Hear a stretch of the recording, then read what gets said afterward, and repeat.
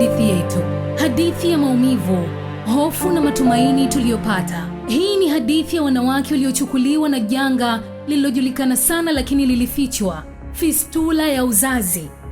Janga hili liliingia katika kipindi ambapo jamii ilikuwa gizani. Hakuna aliyefahamu chochote kuhusu maradhi haya. Zaidi ya kushughulikiwa kijadi, jamii nyingi zikithubutu kuwatenga wagonjwa kwa imani za jadi.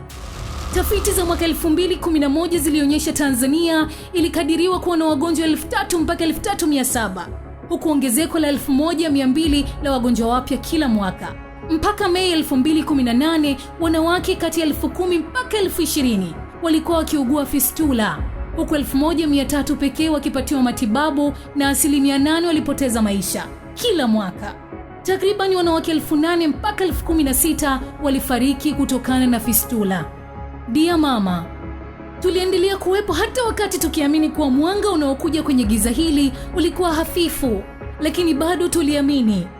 Nakumbuka vizuri tulifarijika walau kusikia kuwa kati ya mwaka 2005 mpaka 2009 wanawake 170 kila mwaka walifanyiwa upasuaji, na imani ikaongezeka baada ya kuambiwa idadi iliongezeka hadi 268 mwaka 2010 na 339 mwaka 2011 baada ya kuanzishwa kwa mpango wa Transport My Patient uliovunja kikwazo kwa usafiri na kuwapeleka wagonjwa bure kwenye vituo vya matibabu.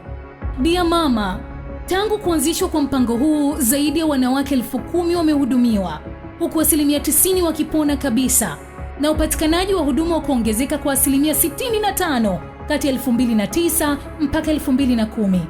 Mwaka 2023 wanawake 1917 walifanyiwa upasuaji katika vituo 5, sawa na wagonjwa 7,683 kupatiwa matibabu kila mwaka tangu mwaka 2011. Zaidi ya wanawake 7,000 wamepata matibabu ndani ya miaka 16, ishara ya kwamba pale huduma, usafiri na maarifa vinapokutana, mzigo wa fistula unapungua na matumaini hurudi nyumbani. Dia mama, inawezekana hukufahamu, lakini nilitaka nikwambie tu leo kuwa faraja zilizopo kwenye moyo wako na amani iliyopo kwenye jamii kati ya malkia wote ilipambaniwa na CCBRT.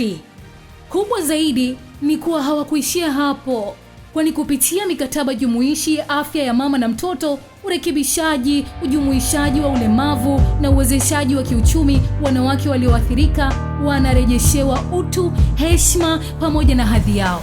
Legacy Maker 2026 kwenye afya ya mwanamke na ujumuishaji wa wenye ulemavu ni CCBRT.